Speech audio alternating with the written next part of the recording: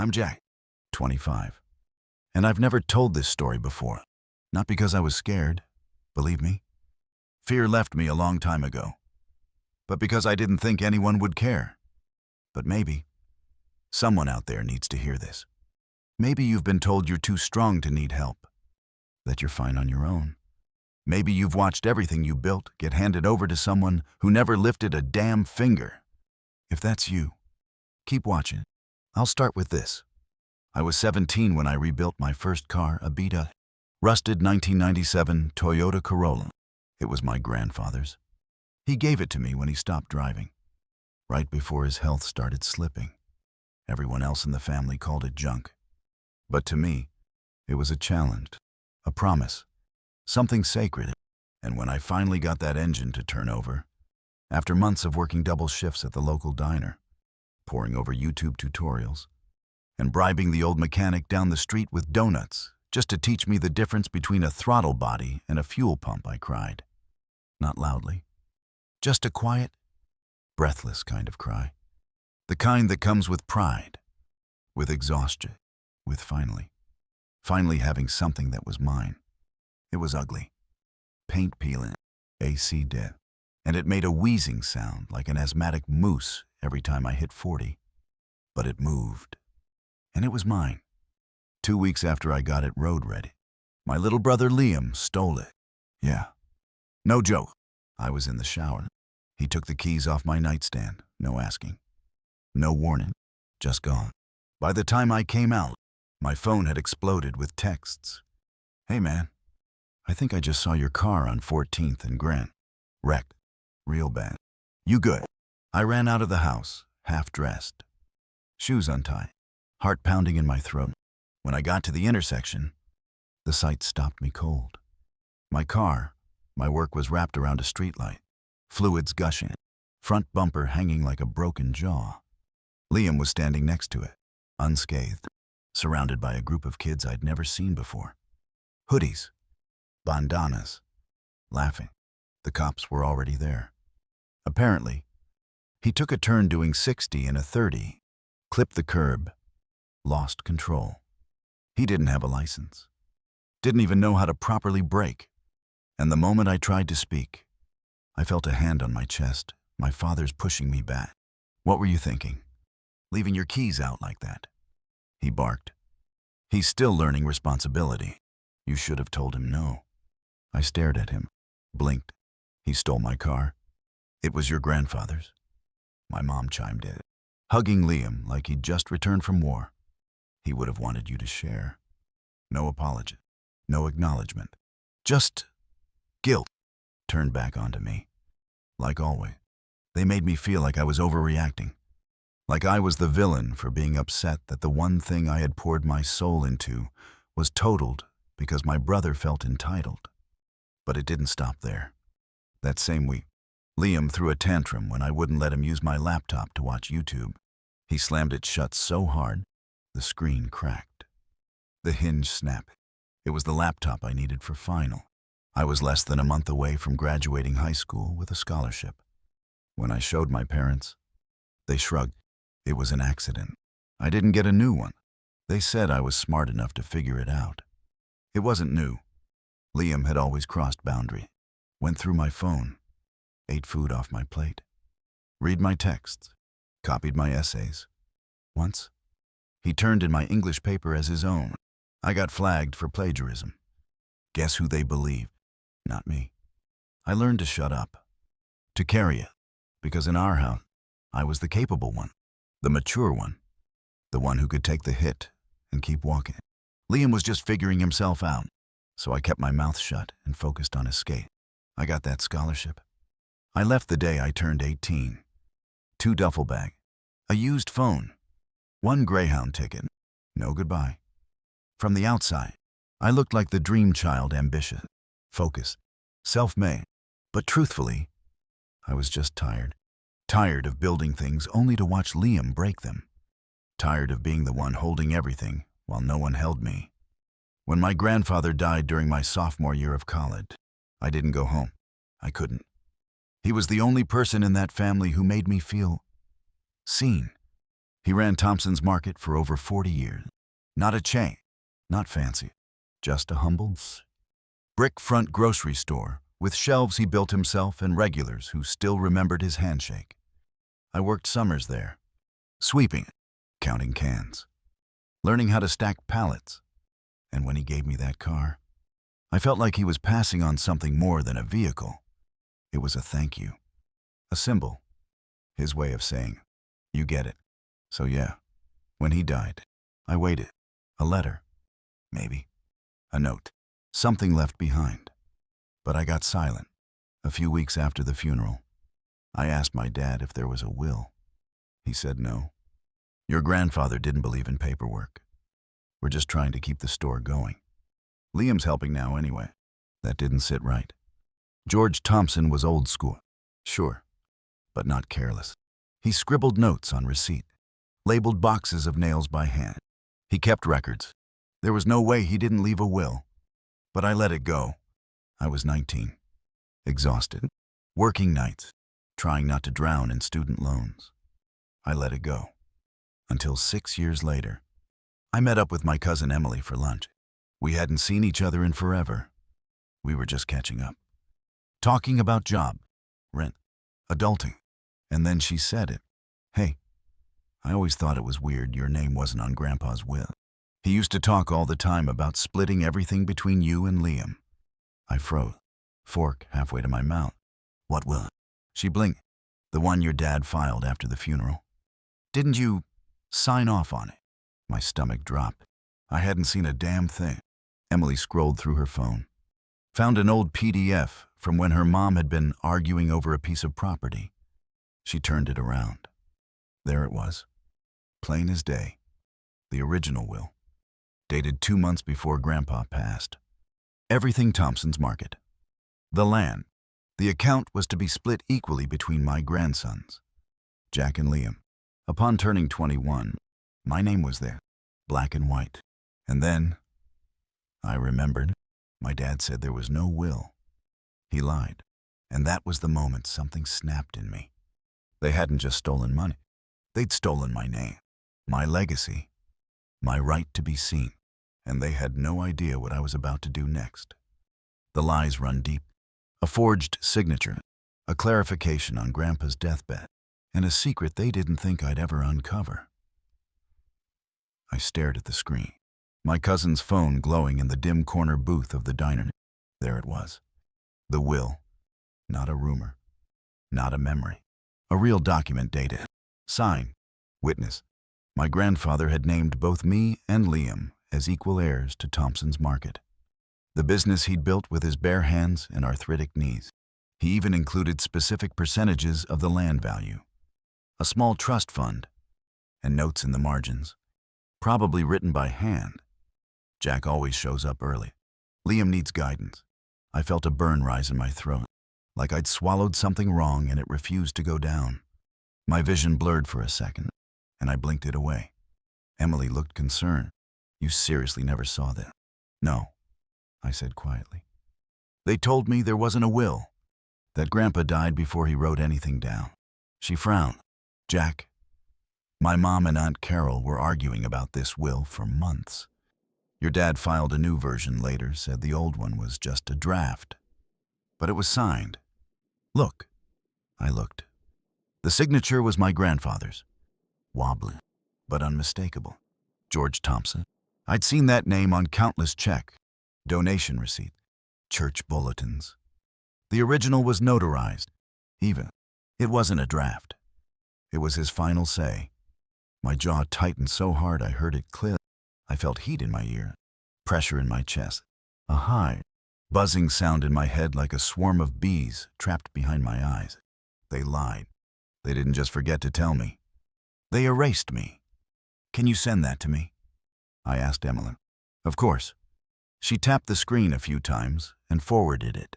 Hey, I didn't mean to start drama. I just assumed you knew. I gave a hollow laugh. Yeah, me too. For the next few hours, I couldn't focus. I didn't finish my sandwich. The taste of the grilled cheese felt like sawdust in my mouth. On the drive home, I missed my exit twice. My hands shook when I tried to unlock the door. I sat down on the edge of my bed and pulled out my wallet. There, tucked behind an old insurance card, was the photograph. Me and Grandpa. I was maybe 13. ICDUFTs. Arms too long for my body. Hair still buzzed from Mom's cheap summer cut. He had one arm around my shoulder and the other hand resting on the cart handle. Behind us, Thompson's Market. Sunlight streaked across the red brick. I'd forgotten I still carried it. I stared at the photo for a long time. Then at my phone. Then back again. It wasn't just about money, or property, or some dusty shop in a town I'd left behind. It was about legacy, about being acknowledged, about truth, and I was going to find it. That night, I started digging. I searched Ohio's probate record, county clerk filing. I paid $38 for a document retrieval service. Within 48 hours, I had both versions of the will in my inbox, the original and the updated one, submitted a week after my grandfather's funeral. And here's the kicker. The new will remove my name entirely, all assets to my beloved grandson, Liam, who remained by my side. There was no mention of me. No thank you. No token dollar. No reason. Just absent. And the signature. It looked off. Too clean. Too uniform. Like someone had traced it. I pulled up old notes I'd kept from high school. Grandpa used to leave Post-its on the fridge when I stayed over. Don't forget trash day. Tuna salad in the fridge. His G was always slanted to the left. His N looped awkwardly. On the new will, everything was symmetrical. Perfect. Like a font. I couldn't be sure, but something felt wrong. So I called a friend from college, Sasha. She studied forensic accounting and worked part-time for a legal firm downtown. I told her what I found. Do you still have handwriting samples? She asked. Yeah, a few. Good. Get them scanned. Also, who notarized the new will? I checked the document. Linda Grover. Sasha whistled. She's not even a licensed notary anymore. Lost her certification 3 years ago for signing off on blank documents. My stomach dropped. This wasn't a misunderstanding. This was fraud. I sat there, staring at the documents laid out on my laptop. 2 will, 2 signatures, 1 truth, and that truth had been buried. My family had chosen to pretend I didn't exist. My dad, who used to grip my shoulder during Little League and say, "You're the steady one," was the one who filed the forged version. My mom, who said I was too independent to need help, was listed as a witness. And Liam, the kid who once stole my essay, crashed my car, and shattered my laptop. He inherited everything, while I rebuilt my life from scratch, working graveyard shifts, eating instant noodles, rationing shampoo. He was sitting pretty in the storefront my grandfather had built with blood and spine. I remembered Emily's words. Liam's helping at the store now. Helping. That word felt radioactive. I imagined him standing behind the counter, smiling, pretending like he earned any of it. That night, I didn't sleep. I kept hearing my grandfather's voice in my head. Not words, just the sound of his low, rumbling hum when he worked. The smell of sawdust. The way he used to pat my shoulder without speaking. Just to say, "You did good, kid." And I realized, if I stayed quiet, if I let this slide, I'd be letting them win again. I didn't need their money, but I needed the truth to matter. So I made a plan. First step, confirm the forgery. Second, confront them strategically. Third, decide what kind of justice I wanted. And in the middle of all that, one more thing happened. Emily called me, late at night. "Huh?" she whispered. I talked to my mom. She remembers your grandfather saying, "Jack deserves this more than anyone. He works like I did." I think they buried more than a will. That's when it hit me. There was something else. Something none of them had told me. I didn't call Emily back right away. Her last words, "I think they buried more than a will," were stuck in my head like a nail in soft wood. And the worst part was, I believed her. The next morning, I drove back to Springfield. I hadn't been home in years. The roads still curved the same. The gas station on County Road 12 still had that faded sign offering 2 hot dogs for $1. 50, even though no one had dared eat them since Obama's first term. And Thompson's Market, still there, still red brick, but now with a polished new sign out front. Thompson and Son. I parked across the street, engine running. Liam was inside, laughing with a customer, wearing a navy apron with his name stitched across it like he'd earned that thread. His hair slicked back, his posture exaggerated, like a bad impersonation of our grandfather. I gripped the steering wheel until my knuckles went white. He had no idea I was there, but I wasn't ready for a confrontation, not yet. Instead, I drove 2 blocks over to a place I hadn't thought about in years. Redwood Storage. My grandfather used to keep one of the small corner units here, said the attic in the house got too humid, and the basement flooded during storms. I remembered helping him move boxes here when I was 16. It was one of the few times he ever asked for help. I walked up to the front office, praying the unit hadn't been cleared. A tired woman with reading glasses pushed halfway down her nose looked up from behind the desk. "I'm looking for records on a storage unit," I said. "George Thompson. Might be under Thompson's Market. Or George E. Thompson." She squinted at her screen. Click. "Yep. Unit B14. Been there 23 years? Last paid through your dad's credit card. Actually. Bingo. Any chance I could access him?" She hesitated. "You family?" I pulled out my ID. "Grandson. He passed recently. I have documents." She studied me for a second, then nodded. "He always spoke highly of his grandson. Said you were the only one who knew where he kept the hammer." That stopped me cold. I remembered that. When I was little, I kept losing things. Grandpa said, "Boy, find the hammer, and you find the truth." I swallowed. "B14's down that hallway. On the left?" she said, handing me a key. "Just make sure you sign the release on the clipboard." The unit smelled like old paper and dry wood. There were 3 shelves, 2 metal cabinets, and a dented workbench pushed against the back wall. Boxes were labeled in my grandfather's handwriting, tight and leaning left. Just like I remembered. I opened one box at random. Ledgers from the store, receipts dating back to 1993, handwritten lists of inventory, old employee schedules with notes like "Derek late again" and "Jack helped clean freezer." Good work. I flipped through binder after binder until I found it. A leather folder, weathered, tied with twine. Inside were letters. Dozen, all addressed to me. "Jack, just in case. Jack, read this if things feel wrong. Jack, what they won't tell you." I sat down on the cold concrete floor, back against the metal wall, and read. The letters were short, sparse, but each one peeled back layers I didn't know existed. Turns out, my grandfather had grown suspicious months before he died. Liam had gotten into trouble, bad credit, gambling debts, and a couple of visits from men who weren't friendly. My grandfather had tried to get him into rehab for what he called impulse control issues, but my parents insisted it was just a phase. One letter read, "Jack, if this is in your hand, it means I've failed to get through to your father. I've changed the will. You and Liam both get the store. But I left instructions for the lawyer not to file until after me and I'm gone. Didn't want to start a war while I was still breathing."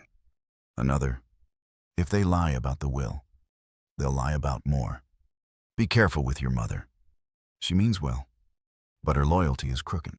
And then this, "Do not trust the final will your dad shows you." I never signed anything in April. I couldn't even hold a pen that week. April, that's when the second will was dated. My chest felt tight, like something was collapsing inside of me. My fingers trembled, but I kept reading. The last envelope was different. He'd sealed it in wax, the old-fashioned way. Inside was a flash drive and a note. Proof. I rushed back to my car and plugged it into my laptop. It contained one video, a security cam recording from his house, dated April 3rd. In it, my father and Liam stood in the kitchen. My grandfather sat at the table, frail, silent. In the corner of the frame, a woman held paper. Linda Grover, the fake notary. I watched, jaw clenched, as my dad lifted my grandfather's hand and guided it across the page. George looked confused, He mumbled something. My mom stepped in and said, "Just sign, Dad. It's just a formality." It wasn't a signature. It was coercion. It was elder fraud. I exhaled so hard my screen fogged. My hands were cold, my mouth dry. And for the first time in years, I felt something new. Not rage, not betrayal. Clarity. They thought they'd buried me under silence. Buried my name, my history, my right. But they forgot who taught me how to dig. And now I had a shovel. But here's the twist. That wasn't the only thing Grandpa left behind. As I clicked through the folders, I found a scanned document titled Amendment Agreement. It was a backup. A legally witnessed note granting me full power of attorney if the original will was ever contested. Filed, notarized, legitimate. And not one soul in my family knew it existed. I closed my laptop slowly, heart pounding like a war drum. They forged a lie, but I held the truth. And I was about to bring the whole house of cards down brick by brick, smile by smile. The first confrontation, a staged phone call, a lawyer who smells blood, and a family dinner where everything explodes. The plan started small like most wildfires do. I wasn't going to scream. I wasn't going to make a scene. I'd watch them build a lie, stone by stone. Now I was going to dismantle it the same way quietly, precisely, until the foundation cracked and everything came down on their smug little faces. First, I made a copy of everything. The flash drive, the video, the letters, the original will, the notarized amendment. I uploaded it all to the cloud, encrypted it, sent copies to 2 friends in 2 different cities. One of them was a law student, the other, a cybersecurity nerd who owed me big for helping him out of an academic probation mess sophomore year. Next, I scheduled a call with a probate lawyer in Columbus. His name was Arthur Brandt, early 50s, bald, sharp-eyed, with a tone that made every word sound like a courtroom closing argument. He reviewed the files and called me within an hour. "This isn't just inheritance fraud," he said. "It's elder abuse, forgery, conspiracy, and possibly a criminal-level breach of fiduciary duty." I blinked. That sounds big. It is. I've seen messes. This is a whole buffet of felony. He leaned forward in his chair, voice steady. "What do you want? Jack, revenge or resolution? Can I have both?" He smiled. My favorite kind of client. We agreed to hold off on filing anything official for now. Instead, he helped me draft a letter, one that hinted we were aware of the will discrepancy, advised a pause on any property sale, and strongly suggested legal counsel be present at any further discussion. Then I made the call. To my mom. She answered on the second ring. Too cheery, like she was hosting a garden club. "Jack, sweetheart. So good to hear from you. Are you eating enough? You sound thin over text. I need to talk to you. About Grandpa." A pause. I could hear her smile drop. "What about him? His will?" Another pause. A breath too long. "What about it?" "I've seen the original. The one he signed. The one that names me." She didn't respond. Not right away. So I kept going. "I know about the amended version. I know about Linda Grover. I know you were in the room when Dad forced Grandpa's hand.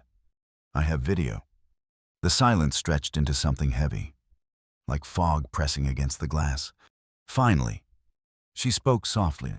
"I don't know what you think you saw, Jack, but your grandfather was confused near the end. He didn't mean to split things equally. He told us Liam was the one who stayed. Who cared?" I almost laughed. Cared. Liam was bleeding money into online poker and picking fights at gas stations. "He was family," she said. "He needed us. So did I." That quieted her. I could hear the rustling of fabric, maybe her sitting down. "I always told your father this would come back to haunt us," she said. "But he said you had your own life, that you wouldn't look back." Well, I did. Another silence. Then, the twist I hadn't seen coming. "I kept something," she said. "Something your father never knew about." My pulse quickened. "What?" "He made me burn the letters. But I hid one, the last one George wrote. He sealed it and said it wasn't for him. It was for whoever ends up alone but still standing. I think he meant you. My throat tightened. Where is it? In the attic, behind the linen chest. Come tomorrow. I'll give it to you. Part of me didn't want to trust her. But another part, the part that remembered her brushing peanut butter through my hair after I got gum stuck in it as a kid, wanted to believe she still had some version of a conscience. I agreed to come, but I didn't go alone. I brought Emily. We showed up at 2. ZZROP. Sharp. The house was quiet, blinds half drawn. My dad wasn't home. Or if he was hiding. My mom led us upstairs without a word. The attic smelled like dust and mothball. She pulled out the linen chest and reached behind it. From a plastic bag taped to the back wall, she took out a yellowed envelope. No address, just my name, Jack. I opened it. Inside was a single sheet, written in the slanted, wobbly handwriting I knew too well. If you're reading this, they went through with it. I hoped they wouldn't. I hoped they'd have more shame than greed. But hope is a weak rope to hang a man from. You were the one I trusted to see clearly, even when the water got muddy. Don't fight them for my sake. Fight for yours. For the truth. And if you must burn it all down, do it with a steady hand. I folded the letter back and tucked it into my coat. My mom didn't say a word. On the way down, we passed a family photo in the hallway taken 10 years ago. All 4 of us. Me in a thrifted polo. Liam with his chin up. Smug already at 16. My parents in matching bays. I stopped and looked at it for a long time. You should take that down, I said quietly. It's not your story anymore. That night, I sent the lawyer the go-ahead. Phase 1 was over. Phase 2. Public exposure. Legal pressure. Controlled chaos. And just as I was about to power off my phone, a new message came in from a number I didn't recognize. Meet me. Don't trust everything Emily says. It was signed, Liam. I almost didn't reply to Liam's message. After everything, after the lie, the theft, the forged will, the video evidence of him standing there while they erased me, I didn't owe him anything. But something about that line stuck with me. Don't trust everything Emily says. That was low. Trying to poison the one real ally I had left. But it also meant he was nervous, which meant he knew I was close. I texted back 2 words. When? Where? He responded within second. Parking lot behind Thompson. Tonight. 9 p.m. Ma. No lawyers. Classic Liam. Playing the big man. But choosing neutral ground. His turf. His timing. His illusion of control. I knew better. I wasn't walking in blind. At 8:45, I pulled into the alley next to the store. I left my phone on record, tucked inside my jacket pocket. Emily waited in the car 2 blocks down with a backup copy of everything, just in case. The back lot was mostly empty. 1 flickering light. A delivery crate stacked with broken cardboard. And there he was, Liam, leaning against the wall like some low-rent movie villain, thumbs hooked in his belt loops, like he had a plan. Jack, he called. Voice casual. Didn't expect you to come alone. I walked slowly, boots crunching gravel. You asked for no lawyer, I said. That seemed fair. He chuckled. Fair? That's fun. Coming from you. He lit a cigarette like he suddenly smoked now and exhaled dramatically. So, you've been digging. Good for you. Always had a stick up your ass about justice. Huh. I said nothing. He stepped forward, smoke curling between us. Look, man, I'm not here to fight. I just want you to understand. None of this was personal. You forged a will, I said flatly. You stood there while Dad forced Grandpa's hand. That's not personal. He shrugged. He was dying. Confused. Dad made a call. I didn't want to argue with a dying man. But you were fine cashing the checks. His smirk twitched. Do you know what it was like being me? The lazy one. The disappointment. You got the brains, the grades, the car. I got probation and pity. You got second chances, I said. voice tightening, over and over. And you wasted everyone. He flicked ash at the ground. Maybe. But I never pretended to be perfect. I stared at him. You didn't have to forge Grandpa's will to get a second chance. You just had to show up. Instead, you stole everything. That's when his mask slipped. His jaw tense. The fake casual leaned into bitterness. You think he would have given it all to you? The quiet one who ran off, who didn't even show up for the funeral. I had final. I snapped. I couldn't afford to miss them. And nobody told me he was dying until it was too late. He shrugged again. But it was tighter now, less arrogant. We were surviving. Dad said you didn't want anything to do with the family anymore. I shook my head. Dad said a lot of things. There was a beat of silence, just the hum of a distant transformer and the sound of Liam grinding the toe of his shoe into the gravel. Then he looked up, eyes glinted. Okay, he said. You want the truth. Emily knew. I stiffened. What? She knew about the second will. She saw Dad bring in the notary. I saw her talking to him outside the house that week. She told him, Jack's gonna be pissed. I stared, my stomach tightening. She plays both sides. Liam added, always has. Ask her about the sale she helped Dad arrange last spring. She got a cut. He was lying. Had to be. But still. The doubt slid in, sharp, cold. I don't believe you, I said. But my voice had lost its edge. Liam saw it. He grinned like a shark who'd tasted blood. You're good, Jack, but you're too clean. You think truth wins just because it's true? But people don't want truth. They want certainty. And I gave it to them. You were gone. I stayed. End of story. I stepped closer. It's not the end. Oh, you gonna take it to court? Drag the family name through the mud. If that's what it takes. He blew out one last puff of smoke. You better be ready to get dirty. I turned and walked away. Didn't say goodbye, because Liam was right about one thing. This wasn't going to end in a courtroom. This was going to end where it started in the family. Back in the car, Emily looked up. Well, I hesitated, then asked, did you ever see Dad with the notary? Back in April. Her expression froze. What do you mean? Liam said you saw something, and that you helped with the store sale last spring. She blinked. What store sale? I narrowed my eye. You didn't know? No, Jack. I haven't been near the store since the funeral. My mom and I barely talked. That didn't line up. Either Liam was trying to fracture my only ally, or Emily was hiding something. I felt like I was holding two ropes, both fraying. One was trust, the other, truth. And somewhere between them, I had to keep walking. I got home around midnight, checked my inbox. Brandt had sent a new message. Subject, urgent, store title transfer file. I opened the attachment. Liam and my dad had just filed paperwork to sell Thompson's Market to a private developer effective next week. If it went through, they'd demolish it, flatten it for a new parking lot. It wasn't just legacy theft anymore. They were about to destroy the last piece of my grandfather's life. And the window to stop them was closing fast. There are moments when the air shifts, when you know you've crossed a line you can't come back from.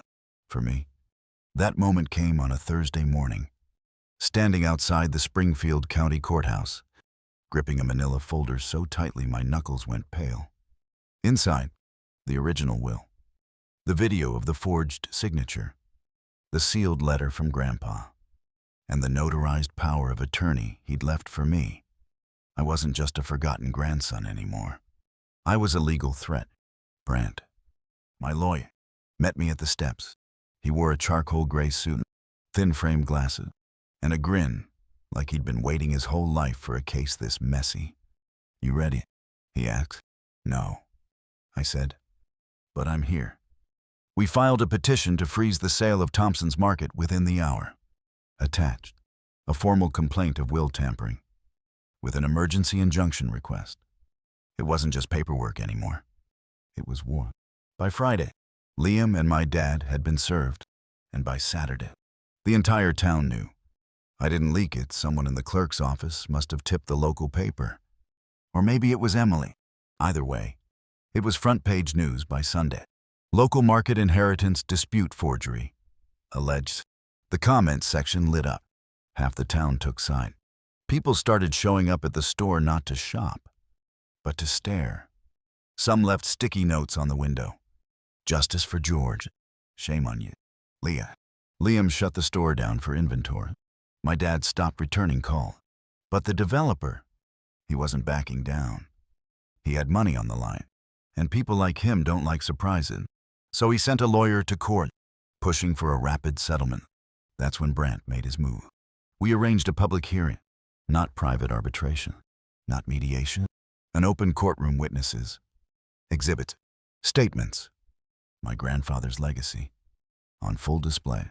That Monday, I wore a navy suit that didn't quite fit. My palms were sweaty. Emily sat in the front row behind me, hands clenched tight, eyes scanning every reaction. And across the aisle, Liam, arms folded, jaw tight, wearing a blazer that probably cost more than my first car. My parents sat beside him, pale and stiff. When the judge walked in, the room went dead quiet. Then Brandt stood and began. He didn't start with the will. He started with a story. George Thompson was not a wealthy man, but he was a principled one. He believed in showing up, in keeping your word, and in passing down what you build, not just the property, but the pride behind it. Then he laid it all out. The forged signature, the unlicensed notary, the video, the letter. He paused for effect and said, "And if Your Honor still has doubt, we have handwriting analysis from a certified expert confirming the April will was not authored or signed by Mr. Thompson." He sat down. Then the other side went up. Their lawyer tried to paint me as an opportunist, said I disengaged from the family, missed the funeral, and only showed interest when money became involved. But the judge didn't seem moved, especially not when we played the video.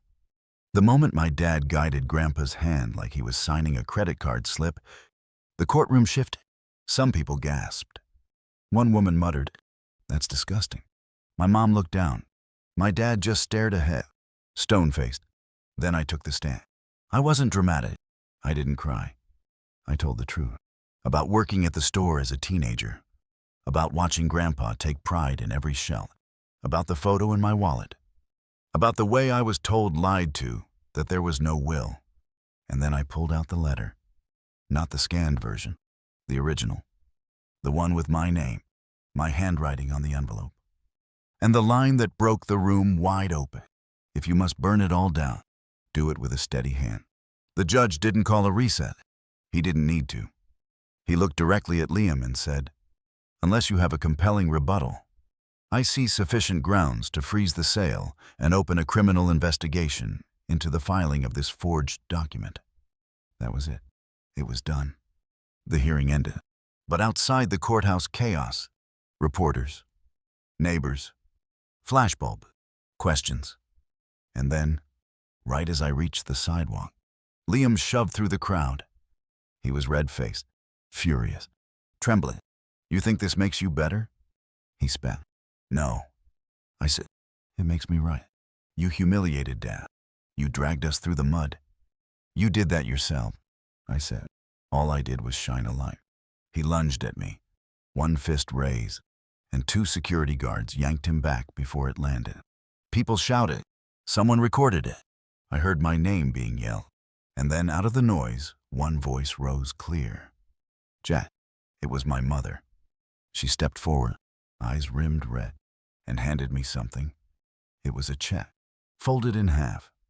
"For the taxes you paid on the store. Out of pockets." I looked at her. She looked exhausted, but sincere. I took the check, didn't say thank you, just nodded, and walked away.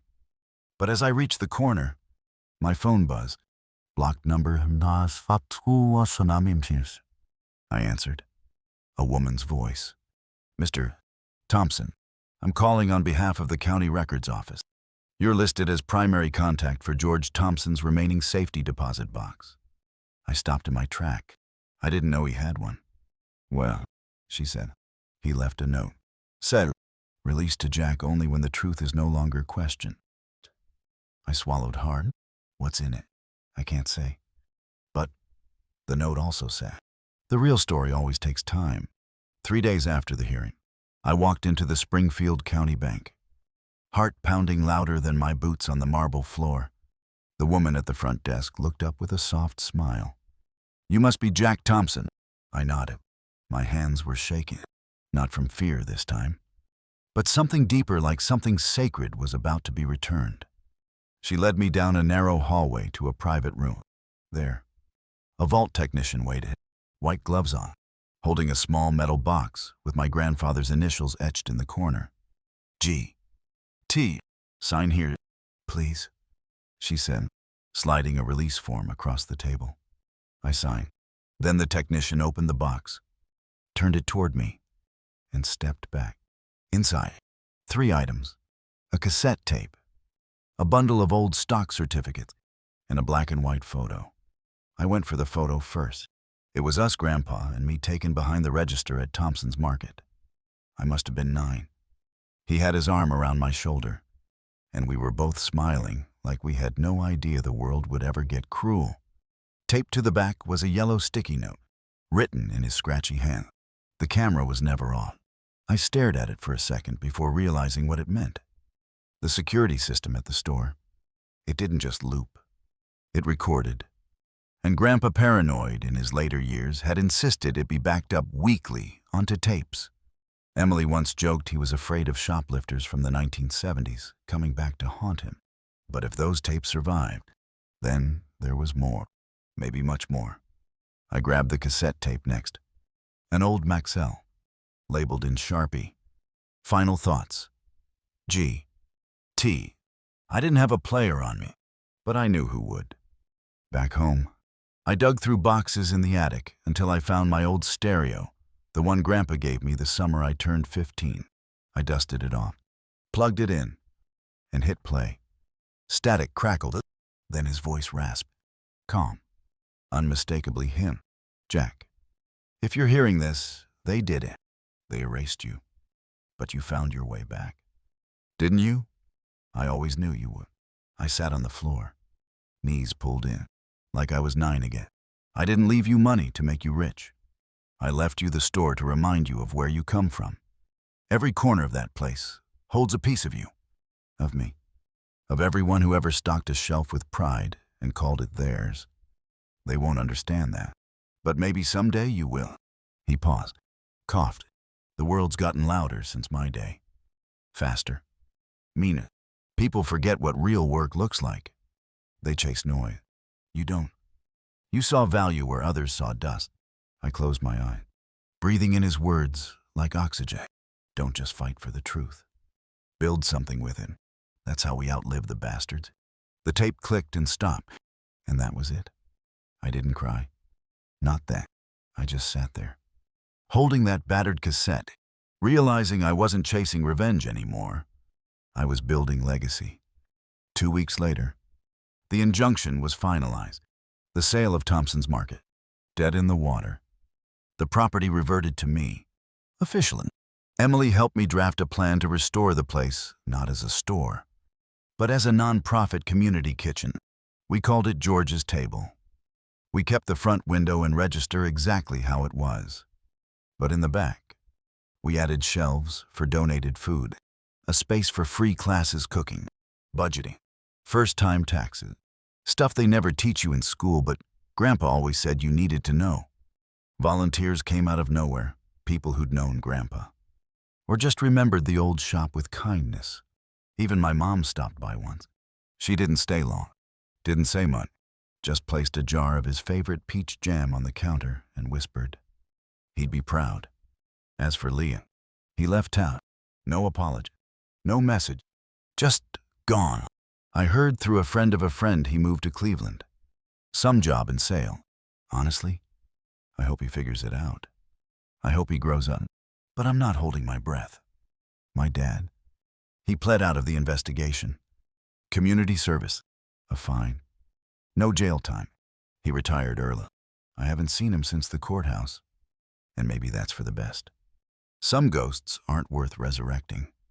What I did learn, though, is that truth doesn't always roar. Sometimes it just endures. It sits quietly, inside dusty boxes, old tape, hidden wills, waiting for someone patient enough to find it. And when you do, it sets you free. So, yeah, that's how my family tried to erase me from our legacy, and how I ended up reclaiming it brick by brick. If you've ever been dismissed, discredited, or disinherited, not just in money, but in worth, then I hope this story reminds you. The story isn't over until you say it is. Thanks for listening. If this hit home, drop a comment. I'd love to hear what legacy means to you. And if you're still with me, consider liking the video, subscribing, or just telling your truth to someone who needs to hear it, because you never know. You might be the only one who does. Thanks for watching. Story 2. My name is Jack Mitchell. I'm 25, and last month, I found out my name had been erased from my grandfather's will. Why? Because I was already doing too well. Let that sink in. Not because I did anything wrong. Not because I was out of touch with the family, or estranged, or ungrateful. No, I was cut out of my family's legacy because I wasn't failing. I guess success disqualifies you from fairness in some families. But before I tell you how they forged a will, rewrote my story, and handed everything to my screw-up of a brother while telling me to be grateful, I need to start with the sound of an engine. A shaky, raspy, choked-up engine that coughed back to life one summer morning when I was 17. That sound changed everything for me. If you've ever been told to just be the bigger person while people walked all over you, stick around. And if you believe every hard-working person deserves recognition, not rejection like this video, drop a comment. I see you. Jack. And don't forget to subscribe, because trust me, this story, it gets worse. I was 16 when my grandfather gave me the old 1997 Ford Escort. Well, gave might be a generous word.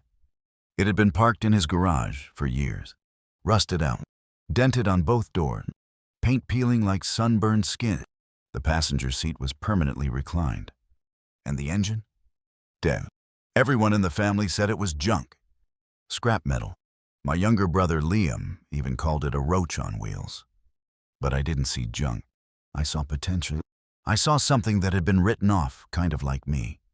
So, every Saturday after school, I clocked in for minimum wage at the Waffle House on Lincoln Ave.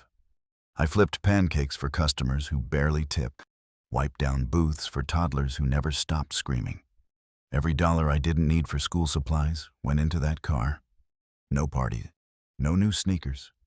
Just busted knuckles and late nights watching YouTube repair videos on my dying Chromebook. I still remember the night I installed the new starter. I bought it off some guy named Theo, 2 towns over. Picked it up in the pouring rain and rode the city bus home, clutching it like it was made of gold. My hands were shaking so bad, I dropped the wrench twice. But when I turned the key that final time, and the engine sputtered, then growled, then roared, I cried. That engine wasn't just a machine, it was proof. Proof that I could build something from nothing, that I had value, that I wasn't just Liam's older, quieted, more responsible brother. I made something, even though the paint still flaked, even though the AC was garbage, and the thing groaned like a dying cow at 40 miles.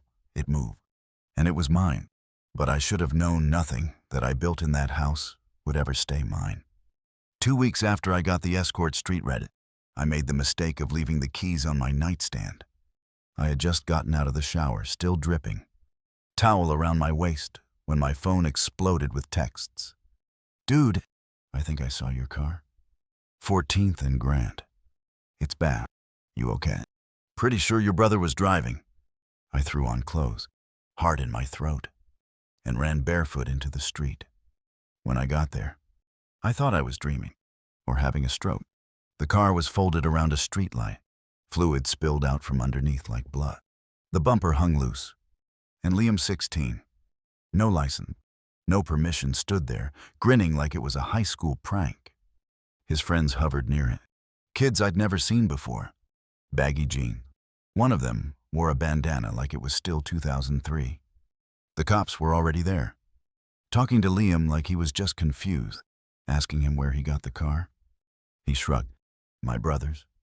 I was just borrowing it. Then our parents showed up. My mom ran to him like he was a wounded soldier, hugged him like he'd survived a plane crash. My dad looked at me, eyes narrowed. Why weren't the keys locked up? Excuse me. I blinked. My voice caught in my throat. But before I could say a word, he launched into a lecture. You should have told him not to take it. He's still learning boundary. Your grandfather would have wanted you to share. That wasn't a gift from Grandpa. That was a project I bled into.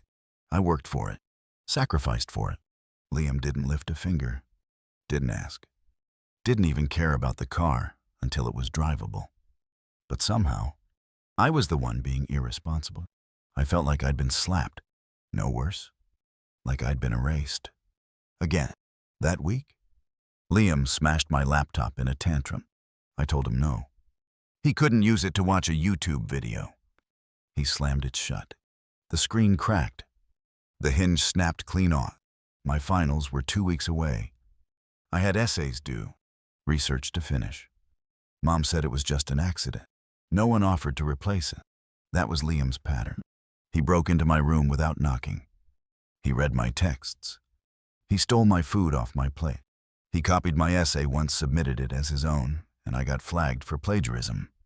Did anyone back me? Nope. Just the same tired line. Jack, you're the strong one. You can take it. And I did. For a while. Because what were my options? Scream until I got grounded. 2. Call the cops on my own brother? Start a fist fight in the living room? No. I just kept my mouth shut. I cleaned up what I could. I patched what I couldn't. I studied hard, worked long, saved everything. Until the day I turned 18 and bought a one-way Greyhound ticket to Iowa. 2 duffel bags, a cracked phone. No goodbyes, just silent. They probably thought I was chasing success, that I was driven, focused. The truth, I was just tired. Tired of building things only for someone else to destroy them. Tired of burning in silence while Liam played with matches. Tired of being the ash that nobody bothered to sweep. Grandpa died 3 months later. I was walking back from class when Mom called. She told me casually, like it was an appointment that got canceled. I hadn't seen him since summer. He was the only one who ever looked me in the eye when I spoke. The only one who noticed. He wasn't rich, just a man who worked every day of his life, ran a small market, and knew the name of every customer who walked in. He used to let me stock shelves with him during summer, pay me in peanut M&Ms and gentle advice. That car, the one Liam destroyed, wasn't just a car. It was a goodbye, a thank you, a handoff. And now, he was gone. And so was that car. And soon, I'd realize my name had been erased from more than just people's memories. It had been erased from his will. But I wouldn't find that out. Until 6 years later, over a bowl of soup in a tiny diner. Thanks to one forgotten cousin with a saved PDF. You know, there's a quiet kind of cruelty that doesn't come with fists or yelling. It doesn't leave bruises. It doesn't get written into police reports or therapy intake forms. It just sits there every day. Like wallpaper. That was my childhood. The Mitchell house was calm. Too calm. Dinner at 6. Church on Sunday. 100 family photos on the hallway wall. All curated to look like a postcard version of the American dream. Except if you looked closely, something always felt off. In every picture, Liam was front and center. His baby photos hung in gold frame. Mine were tucked in the hallway near the laundry room. Dad never missed a parent-teacher meeting for Liam. Even though he barely passed English, I was valedictorian and got a text the morning of my speech that said, "Good luck." But Mom used to tell me I was her steady one. "You don't need much. Jack, you're so independent." We're lucky that way. But being independent started to feel more like being invisible. By the time I left for college, I'd already learned the golden rule of our family. Liam break, I bend.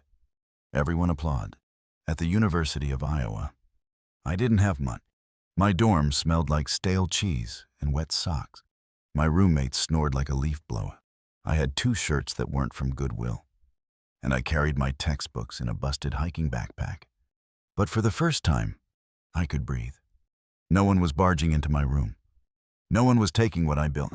I worked part-time at the campus rec center, tutored high school kids in English, graded papers for a lit professor who drank way too much coffee and smelled like peppermint gum. It wasn't glamorous, but it was mine. Still, something tugged at me, especially around the holidays. I'd sit in the dining hall, watching kids FaceTime their parents or get care packages with baked goods and handwritten notes. I told myself I didn't need that. I was fine. Until Grandpa died. He passed quietly. No long illness. No warning. Just went to sleep in his armchair with a book open on his chest. When Mom called, her voice was flat. Your grandfather passed last night. The funeral's on Saturday. I know it's short notice. But, well, Liam will be speaking. So you don't need to worry. Liam will be speaking. Those words clanged in my skull like an alarm bell. I hadn't seen Grandpa in almost a year, but we talked every few months. He used to ask about my classes, about the car, about whether I was eating enough. He even mailed me a screwdriver set once, along with a note. You'll make your own way. Just tighten the right bolt. But now, he was gone, and Liam was the face of his legacy. Something didn't sit right. I couldn't afford a last-minute flight, so I took a 12-hour bus ride home. When I got there, the house was glowing. Literally, Christmas lights. A fresh wreath. The front door repainted. Inside, Liam was sitting on the couch in a freaking blazer, laughing with one of Dad's co-workers like he was the host of a talk show. No one even looked surprised when I walked in. Mom gave me a lukewarm hug. Dad offered me a plate of mini quiches and said, "Glad you could make it." Like I was a +1 at someone else's party. At the funeral, I sat in the second row. Not up front, not with the family. Liam gave a speech. Something about legacy and carrying the torch. He even teared up. The crowd loved it. But I noticed one thing. Not once did he mention the market. The store Grandpa poured his life into. Mitchell's Market had stood on the corner of 9th and Beacon since 1972. A tiny corner store with scuffed linoleum and shelves that always needed restocking. I spent summers there stocking cans, breaking down boxes, learning how to work the ancient cash register. Grandpa used to tell me that small businesses weren't just about profit. This place feeds people, remembers their names. That's worth more than a spreadsheet. So when I overheard Dad telling someone after the service that Liam's stepping in to help run things now, something inside me cracked. Liam, the same kid who once tried to sell expired chips to the neighbor's dog. I walked over, trying to keep my voice steady. Hey, just wondering, did Grandpa leave anything? I mean, like a letter or anything about the store? Dad barely looked up from his plate. Nope, nothing formal. We had a few conversations, but, you know, Liam was around more toward the end. It just made sense. Made sense. I had a dozen texts from Grandpa. Notes, voicemail, but I wasn't around. So I didn't count. Mom pulled me aside later and said, "We know you're doing great, Jack." Grandpa knew that too. He didn't want to weigh you down. Weigh me down. I didn't realize a small store and a handful of memories could be dead weight. Back at my dorm the next week, I couldn't sleep. Every time I closed my eyes, I saw Grandpa at the register. Saw him handing me that rusty wrench. Saw him clapping when the escort finally started. Was I crazy to think he would have left something? Even a few kind words? Or was that all just in my head? I started doubting everything. Maybe I was being selfish. Maybe they were right. Maybe I had outgrown the family. Maybe Grandpa thought the same. But something kept bothering me. Something small. Emily. Emily was my cousin, Aunt Marcia's daughter, 2 years younger than me. We were close once, when we were kids. Built blanket forts, shared fruit roll-ups. She used to make paper crowns and call me King of the Quiet Kids. After the funeral, we hadn't talked much, just exchanged quick hellos. But one afternoon, out of the blue, she messaged me. "Hey, weird question. Did you ever get a copy of Grandpa's will?" I stared at my phone. "No." "Why?" "I found an old scan on my mom's computer from before she moved out. It has your name on it. Thought maybe you already knew." "No. I didn't. I felt my heart thud like a dropped hammer. Emily sent the PDF. The moment I opened it, my stomach turned. It was there, in black and white, to my grandsons, Jack and Liam Mitchell. I leave equal shares of Mitchell's Market, to be accessed once each reaches the age of 21. My name, my birth date, his signature, everything. It wasn't just a letter. It was a promise, one that someone had decided didn't matter anymore. And the worst part, that wasn't even the version my parents submitted to the court. I read that PDF 5 times before I could breathe again. There it was, my name, clearly listed, Jack Mitchell, equal share of the business. The exact words, to my grandsons, Jack and Liam Mitchell. I leave equal shares of Mitchell's Market. No fine print, no condition. Grandpa's handwriting was unmistakable, sharp and neat, like every post-it he'd ever left me on the fridge. His signature, dated just 3 months before he passed, was real. So what the hell had happened? I called Emily. She picked up right away, like she'd been waiting for it. Jack, hey, I didn't want to make a big deal. I just found that file when I was helping Mom move some stuff. She used to handle some of Grandpa's estate paperwork before things went sideways. I asked the obvious. Do my parents know this version exists? Silence. Then, if they do, they never mentioned it. But I overheard Mom once talking to Aunt Karen, saying something about cleaning up the estate so there wouldn't be any confusion. She paused. And, Jack, the version they filed with the probate court, I've seen it. My heart sank. It's different, she said. Your name's not on it. I remember just sitting there in my apartment, surrounded by unopened mail and cold takeout, trying to stop my fingers from shaking. It was like a second death. Not of Grandpa, but of everything I believed about my family. Someone had taken that will and revised it. Someone had removed me, not because I failed, not because I betrayed anyone, but because I'd made it without their help. And in this family, being self-made was apparently a disqualification. Emily agreed to send me both versions, the original scan and the official version she pulled from the county records online. I opened them side by side. Page 1. Different formatting. Slight, but enough. Page 2. My name. Gone. No Jack Mitchell. No birth date. No equal share. Instead, a new line had been inserted. To my grandson Liam Mitchell, I leave full ownership of Mitchell's Market, as he has demonstrated commitment to the family's legacy. Even the signature looked off. I zoomed in. Grandpa's W, normally strong and angular, looked soft, crooked, like it had been traced. Or worse, forged. And then I saw the notary stamp. Different name. Out-of-state license. I Googled it. The notary listed hadn't lived in Indiana since 2009. This wasn't just omission. This was fraud. For a moment, I felt nothing. Not rage, not sadness, just a weird kind of weightlessness, like the floor had vanished. And then, like clockwork, the memories came flooding in. Mom saying, "We're just trying to protect you from unnecessary stress." Dad laughing, "You wouldn't want to deal with a little corner store when you've got your fancy job, right?" Liam smirking, "Guess Grandpa just knew who showed up." Every lie, every gaslight, every patronizing comment suddenly clicked into place. They hadn't just forgotten me. They'd removed me, erased me, and they'd been smiling the whole time. I pulled out the old shoebox where I kept Grandpa's letters. There weren't many, just a handful of notes he'd sent me over the years. Most of them short, scribbled in blue ink, tucked into birthday cards or slid into books he gave me. I flipped through them, searching for something, anything, and there it was, folded inside the back cover of a car repair manual he'd gifted me when I was 17. A piece of yellowed lined paper. One sentence. His handwriting. "Jack earned this. Don't let anyone say otherwise."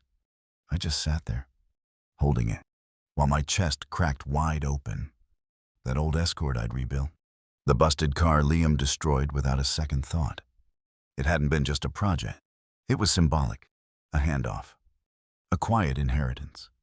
The way Grandpa passed down value not through money, but through recognition. He saw me, even when no one else did. And now, that part of me they'd tried to delete, I was going to bring it back. The next few days were a blur. I contacted an estate lawyer friend, Daniel, someone I tutored back in undergrad, who now worked pro bono for unfair inheritance cases. He wasn't high profile, but he cared, and more importantly, he believed me. He looked over both wills, shook his head, and said, "This is textbook forgery. Not even subtle, but you'll need more than just PDFs. You need corroboration." Emily agreed to submit a statement, confirming she'd seen the original version years ago, before Grandpa died. Even offered to testify if needed. I felt like I had an army of two. But somehow, that was more than I'd had my entire life. Still, I wasn't ready to go to war just yet. I wanted to see what else had been buried. So I made a trip home. Not for a reunion, not for closure, but to dig. Aunt Marcia had kept some of Grandpa's old things in her garage after the house was cleared out. She said no one really wanted them, just old tools and ledgers. I drove out on a cloudy Thursday morning. My hands sweat slick on the steering wheel the whole way. The garage smelled like mildew and pine cleaning. Piles of boxes, labeled things like Xmas 2010 and baseball card. I dug for nearly 2 hours, almost gave up, and then, in a dusty plastic bin wedged under an old lawn chair, I found it. A hardbound notebook, leather cover, Grandpa's name embossed on the front. Inside, his record, receipts, market inventory log, handwritten notes to himself, and at the very back, folded neatly between 2 yellow pages, a copy of the will. The same one Emily had. Dated, signed, with my name. He had kept a backup, tucked away like he knew someone might try to tamper with it. And next to it, a Polaroid photo of me and Grandpa, covered in grease, standing beside that barely running Escort. He'd scribbled underneath, Mitchell and Son. I almost dropped the damn book. That name, Mitchell and Son, was what Grandpa used to joke about putting on the market sign someday. Not Liam and Son. Me. I left the garage that day, knowing this wasn't just about a store anymore. It was about restoring the truth. I wasn't just going to prove they forged the will. I was going to show the whole town who they really were. And the first step, letting everyone know that Mitchell's Market was built by a man who believed in honor, not nepotism. And the next move I made would put that belief to the test in front of the entire community. There's a moment, right before a storm rolls in, when everything feels too still.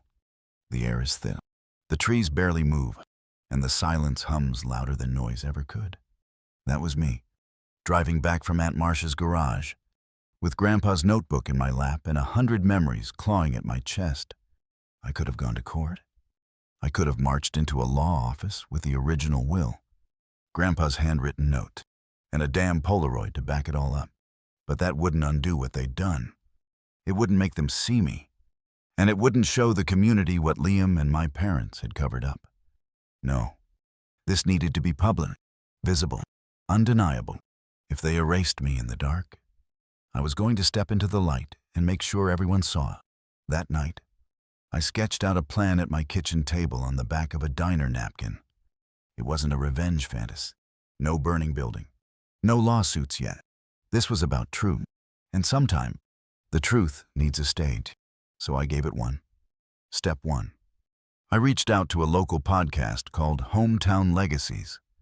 They covered small businesses, family histories, stories. People forgot mattered. I told them I had something to share about Mitchell's Market. I sent them Grandpa's handwritten note, the Polaroid, and an outline of what had happened since his death. I didn't name names. Not yet. The host, a woman named Caroline, called me the next day. "Jack, I don't normally say this, but if half of what you're saying is true, your story's not just local. It's American. Generational loyalty. Family betrayal. Hidden wills. This is Dusty Town Shakespeare. Let's talk." We set a date to record. She promised she'd verify everything, give me a fair shot, and let the story speak for itself. I didn't want drama. I wanted legacy. Step 2. I visited the market. I hadn't walked through that front door since the funeral. The bell above the entrance still jingled, but the place felt sterile. They'd repainted the walls, gotten rid of the old wooden shelf, replaced the chalkboard signs with digital screen. It looked like a Walgreens trying to cosplay as vintage. And there was Liam behind the counter, wearing a branded Mitchell's Market polo like he was running a startup. He looked up, smiled like we were old pals. "Jack, Matt, you're alive. What brings you back to the land of carbs and canned beans?" I kept my voice calm. "Even. Just thought I'd see what you've done with the place." He shrugged. "Streamline. Grandpa had a good thing going, but it needed modernizing. No offense. But handwritten ledgers. Come on. We're not in the 80s. I looked around. Everything that had once given the market soul Grandpa's handwritten notes. The Employee of the Month wall. Even the jar of free peppermint sticks for kids was gone. Whitewashed. Rebranded. Erased. Just like me. As I turned to leave, Liam called after me. "Oh, and FYI, if you're poking around about the will, don't waste your breath. It's been settled? No loose ends." I didn't respond. I just smiled. Because the only thing more dangerous than a man with nothing to lose is a man with the receipts. Step 3. Public momentum. I printed flyers designed to look like a community tribute. Old photos of the store. Grandpa's quotes. A big bold header. Mitchell's Market. A legacy worth remembering. I included the podcast release date. No finger pointing. No drama. Just memory. Truth. On it. I left them in cafe. Library. I slid one into the mailbox of every house within 5 blocks of the market. I dropped one at the mayor's office. I even mailed one anonymously to my mom. When the podcast aired 2 weeks later, it blew up faster than I expected. Caroline's team did a masterful job. They layered my voice with clips of Grandpa humming while stacking cans. Old customers sharing stories about how he'd let them pay late. And Emily reading his letter out loud. Then, the final twist. The 2 wills, side by side, verified, contrasted, exposed. Caroline didn't accuse anyone directly. She just showed the fact. And people reacted. Local Facebook groups lit up. Comments poured in. If this is true, someone's got to answer for it. I remember Jack working there summers. He lived in that place. That market was built by love, not logos. The next day, someone taped a copy of the flyer to the market's front door. By day 3, the customer flow had slowed to a trickle. By day 5, an anonymous source posted screenshots from inside the family group chat, Dad downplaying the podcast, Mom urging everyone to lay low, and Liam asking, "Do you think he'll sue?" But I wasn't done. I still had one final move. At the bottom of Grandpa's old toolbox, I hadn't noticed it at first, I found a small leather-bound booklet. Tucked between oil-stained napkins and wrenches was a short letter addressed to the next owner. It read, "If you're reading this, I'm gone. I hope you've got grease under your nails and patience in your blood. This place isn't just inventory. It's people. You don't own a market. You steward it. Keep it honest. Keep it kind. If that's too much, walk away now." I scanned it, uploaded it to the podcast page, printed it, and posted it at the town's community board. Then I booked a local venue, an old union hall near downtown. I called it The True Story of Mitchell's Market. Open to the public. Free to attend. One night only. And guess who RSVP'd? Caroline. Emily. Dozens of old customers. Even Aunt Marcia. Not my parent. Not Leah. But that's fine. Because the moment that stage lit up, I was going to speak my truth. Not in anger. Not for revenge. But for every person who'd ever been silenced by the people they trusted most. And what happened in that room changed everything. The old union hall had that creaky, echoing sound, like the building itself remembered every voice that had ever risen inside him. That night, it was packed. Not stadium full, but every fold-out chair was taken, and folks lined the walls holding styrofoam cups of bad coffee. The smell of dust and nostalgia floated in the air. I stood behind the podium, gripping the edges so tight my fingers went pale. Emily sat in the front row, eyes locked on mine. Caroline was off to the side, recording everything for the podcast's YouTube channel. A few of Grandpa's old employees, Mrs. Dorsey from the register, Ramon, who stocked shelves after school, nodded when they saw me. But most of the faces, curious, quiet, some skeptical. They weren't here for a scandal. They were here to see if the quiet kid they barely remembered had something worth listening to. I took a breath. Then I opened Grandpa's leather notebook. My name is Jack Mitchell. I began, my voice steadier than I expected. And this isn't about a lawsuit or some family feud gone viral. I held up the notebook. This is about a promise. And what happens when people try to bury one? Gasps weren't theatrical, just soft reactions, like folks leaning in with their hearts. I told them about the will, both versions. How my name disappeared. How a notary stamp from another state magically showed up. How the version Grandpa kept, hidden in an old bin of tools, proved what he really intended. I pulled out the yellowing page with Grandpa's note. Jack earned this. Don't let anyone say otherwise. I paused.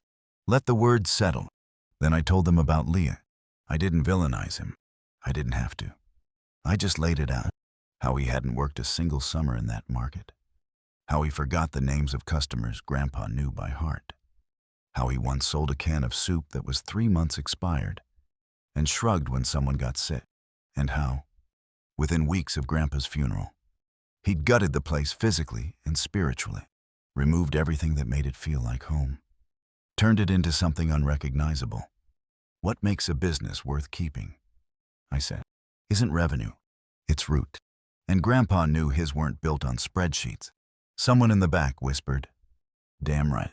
I ended with Grandpa's last letter, the one I found in the bottom of the toolbox. I read it out loud. If you're reading this, I'm gone. I hope you've got grease under your nails and patience in your blood. This place isn't just inventory. It's people. You don't own a market. You steward it. Keep it honest. Keep it kind. If that's too much, walk away now. When I looked up, Caroline had tears in her eye. A woman in the third row clapped, then another, then a whole room. But it wasn't a standing ovation. It was solidarity, like everyone remembered someone they'd lost. Someone who built something quietly and trusted the wrong people with the keys. Afterward, I stepped off stage, heart still pounding. People came up, shook my hand, shared stories about Grandpa. He once let me pay with IOUs for 3 months when I lost my job. He used to slip extra fruit snacks into my kids' lunch bag. He called my mom every Thanksgiving, even after she moved out of town. I smiled, nodded, thanked her. Then I saw her, Mom, standing near the back of the hall, her coat still buttoned, purse clutched like a shield. For a moment, we just stared at each other. Then she spoke, voice barely audible over the murmur. You shouldn't have aired family business like this. I looked right at her. Then maybe the family should have handled it better. She blinked, tightened her grip on her bag. I never wanted to hurt you. That stung more than I expected. Yeah, I said, but you didn't mind forgetting me. She didn't reply. She just turned and left. The next morning, the podcast clip hit 100,000 views. News outlets reached out. One local station ran a segment called The Grandson Who Fought Back. The town paper used the headline, Family Market, Divided Legacy. Mitchell's Market became a talking point. People started boycotting. A few former employees spoke up, sharing their own experiences of how Liam ran the place with cold numbers and colder judgment. But then something unexpected happened. One morning, I opened my inbox to find a message from a woman named Cheryl Hollis, a retired notary, Indiana-based. She wrote, I recognize the will you mentioned. That signature, that's not how William Mitchell signed anything I notarize, and I have originals that prove it. She attached 2 scanned documents, same day, same format, different signature. Authentic, legal, solid. I forwarded it to Daniel, my lawyer friend. He replied in 5 words. You've got them. Let's move. We filed a petition to reopen the probate case. The court date was set for 2 months later. But before anything could move forward, Liam caved. His lawyer reached out, proposing a quiet settlement. No public court, no cross-examination. Liam would relinquish his claim on the market. No contest. In exchange, no defamation suit, no media blast. Clean break. Daniel looked at me. Your call. I thought about it. For a long time. Then I said, fine. But he doesn't just walk away. He returns everything. The business, the name, and the story. Because this wasn't about money. It was about the truth finally taking up space. A week later, I stood again in front of Mitchell's Market. The sign had been repainted, the shelves restocked with local goods, and right by the register, a photo of Grandpa, me beside it, underneath it, a small plaque. You don't own a market, you steward it, and me. I wasn't just the quiet kid anymore. I was the one who remembered, the one who refused to disappear, but the fallout from dragging truth into the open, that had ripple effects I never saw coming. And what my father did next almost shattered everything I'd built. 2 weeks after I took back Mitchell's Market, I got a certified letter in the mail. Return address, my father. For a second, I actually smiled, thought maybe it was some old-school olive brand, a typed apology, maybe, a confession, something human. Instead, it was a cease and desist. 4 pages, cold, accusing me of defamation, intentional reputational harm, and misappropriation of family assets. I read the whole thing in stunned silence, standing barefoot in my kitchen. This wasn't a letter from a father. It was a threat from a man protecting his pride. I called Daniel, my lawyer. He read it, scoffed. This is intimidation theater, he said. There's no legal weight behind this, especially after the signed settlement. But emotionally, it's designed to rattle you. And it did. But not in the way they probably hoped. Because if anything, it clarified something I'd been avoiding. The man who raised me, the man who told me family comes first when it suited him, was never going to accept that I'd exposed them. He didn't want resolution. He wanted compliance, and I was done giving that. A week later, he showed up at the market, unannounced. I was in the back organizing the stockroom when Dorsey radioed me from the front. Jack, your dad's here. Says he's not leaving. I walked out, wiping my hands on a rag. There he stood, suit jacket, aviators still on, arms folded like he was above everything around it. He didn't wait for me to speak. You could have kept this quiet, he said. You could have avoided all this embarrassment. I shook my head. I didn't create the embarrassment. Dad, you didn't. You and Mom and Leah. I just stopped covering it up. His jaw tightened. You humiliated us. No, I said. You did that yourselves when you forged a dead man's will. He stepped forward, low voice like a blade. You really think this makes you the good guy? I took a deep breath. No, but I think it makes me honest. And that's when he said it. The line that landed deeper than I expected. You've always needed to be the victim. Maybe that's the only way anyone ever noticed you. I didn't reply. Not because I didn't have words, but because he had finally revealed his resentment, his real fear, that without them, I'd still matter, that I didn't need him to be whole. And that terrified him more than any courtroom ever could.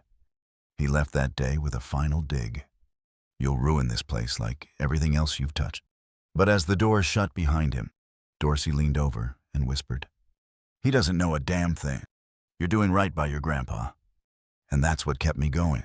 Every day after that, I poured myself into the market, not just as a business, but as a tribute. We brought back the peppermint jar. We rebuilt the Employee of the Month wall with both old and new names. I found a local artist to paint a mural on the brick side wall, Grandpa with his sleeves rolled up, smiling over a counter of fresh produce. Right beneath it, built on kindness. We didn't advertise. We didn't need to. People came, and they stayed. They told friends. The market wasn't just profitable, it felt alive again. But even in that joy, I kept waiting for the other shoe to drop. Then it did. In the form of a news story. One of the larger regional stations picked up the podcast story and did some digging of their own. They uncovered more than I expected. Turns out, Liam had funneled funds from the market's account into a Shell LLC money, supposedly for renovations. But most of it had gone toward personal investment, crypto, a sports car, even a luxury Vegas weekend logged as vendor conference. They interviewed 2 former employees who'd quit after Liam slashed their hours with no notice. And the headline, "Grandson Reclaims Family Business After Fraudulent Takeover." It aired at 6 p.m. sharp, and the town exploded. The next day, Liam sent a message through his attorney. "Your actions are now jeopardizing his professional future. Remove the podcast episode. Issue a statement saying there was a misunderstanding, or face litigation." This time, I didn't call Daniel. I called Caroline. She didn't hesitate. "We're not taking it down," she said. "In fact, we're running a follow-up." And she did. This time, with audio from one of Grandpa's last voice messages, him chuckling, telling me, "You've got a good head on your shoulders, kid. Don't let the noise change you." That clip went viral.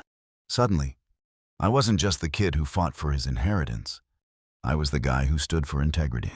But then the twist I never saw coming. An old customer, a retired judge, walked into the market one quiet morning.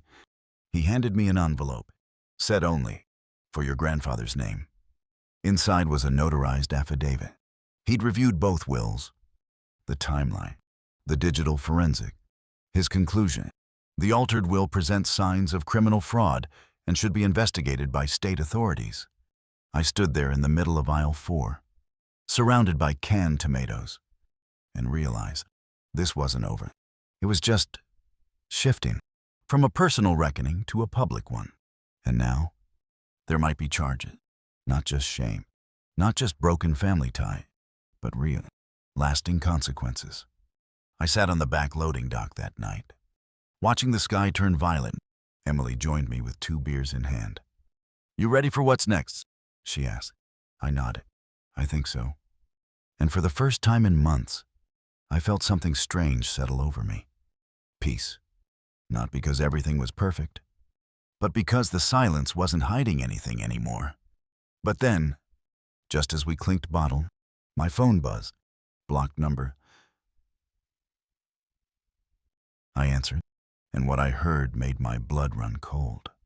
A voice raspy, barely audible. "Mom, they're opening a full investigation. Your father's not handling it well. You need to be careful." Jack. Pause. Then, "He's talking about making this go away. For good." The truth got me here. But surviving what came next, that would take everything I had left. That phone call changed everything. My mother's voice, barely a whisper over static, still echoes in my ear. "He's talking about making this go away. For good." For a few seconds, I just sat there on the back loading dock, bottle still in hand, the condensation running down like a nervous sweat. Emily turned toward me, sensing the shift. "What is it?" I didn't answer right away. I was still trying to figure out if this was just emotional blackmail or something real. But one thing was clear. My father wasn't just embarrassed anymore. He was desperate. And desperation is dangerous. I didn't go home that night. Instead, I stayed in the market, curled up in the back office with an old flannel blanket and Grandpa's toolbox pulled close like armor. It smelled like sawdust and oil and memory. I barely slept. Images looped in my head. Liam shouting in court, my father's dead stare across the register, the sound of my mother's warning, full of something like regret but years too late. At dawn, I stood in the middle of aisle 5, surrounded by dusty cans and hand-labeled jars, and asked myself the most brutal question. Was it worth it? Losing my family, making them enemies, stirring up ghosts, putting myself in this much danger? And the answer surprised me. Yeah, it was because truth isn't optional. Legacy isn't optional. You either honor it or you bury it alive. And I was done burying. Emily stayed close, quietly watching my back. She even installed a motion-triggered camera by the rear entrance, just in case. Caroline offered to let me stay at her place outside town for a while. Lay low. Let it blow over. But I said no. If my father wanted to scare me off my own name, my own store, he'd have to try a hell of a lot harder. And then, 3 days later, the final twist hit. The local DA's office called. A formal criminal investigation had been launched into will tampering, document forgery, and financial misappropriation. Liam and my father were both named in the inquiry. Apparently, the retired judge's affidavit had landed louder than expected. The DA's office requested all physical evidence I had. Original, photo, the letter, the notary's statements, even Grandpa's handwritten note with the smudged ink. They told me it might take months, maybe longer. But one sentence stood out. Thank you for doing what you did. It took guts. Funny, I'd never felt less brave in my life. Weeks passed. Liam went quiet. My father retreated from the spotlight, pulling out of his HOA board, skipping golf tournaments, refusing to answer press questions. Mom, for her part, tried again this time with a letter. It arrived in an envelope without a return address. Inside, a photo. Me at age 6, standing on a stool in the store, pretending to ring up a banana with a toy scanner. Grandpa was crouched beside me, smiling, pointing at the register like it was sacred. Taped to the back of the photo was a note in Mom's handwriting. He loved you. We all did. We just didn't understand how much until we lost it. It wasn't forgiveness, but maybe it was a start. And now, standing here 6 months later, looking out over Mitchell's Market alive, bustling. Home, I can finally say it. I didn't just get justice. I got clarity. I got closure. And I got to rewrite the narrative they tried to steal from me. Last weekend, we held a community event in the lot behind the store. Free hot dog, local band, a slideshow of Grandpa's life played on a projector screen we rigged up with zip ties and a bed sheet. At one point, a little boy, maybe 7, ran up to me, holding a hand-drawn picture of the store. You're the man from the podcast. He grinned. I laughed. That's me. He pointed to the market in his drawing. I put your grandpa in the window. 'Cause he's always watching. Right. I swallowed hard, nodded. Yeah, buddy.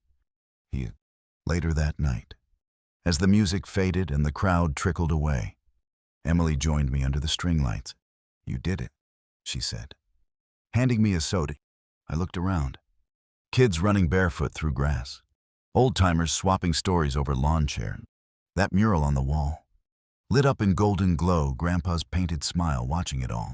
No, I said. We did it. She leaned her head on my shoulder. And for the first time in a long time, I felt completely full, not victorious. Just whole. I don't know what'll happen to my father. Or Leah. Maybe they'll serve time. Maybe they'll just carry the weight of public shame for the rest of their lives. But I do know this. The truth doesn't fade. It lingers. It haunts. And if you fight for it hard enough, it heals. So if you're still watching, if you've made it this far, I want to say something to you. You who's been lied to. You who's been erased. Forgotten. Gaslit by people who should have loved you better. You're not crazy. You're not weak. You are the keeper of something powerful. Your story. And no one gets to rewrite it but you. And if you've got a moment, like the video, share it with someone who needs it. Leave a comment below. Built on kindness. For Grandpa. For me. For anyone fighting to be remembered. Thanks for watching. And remember, sometimes the best revenge is outliving the lie.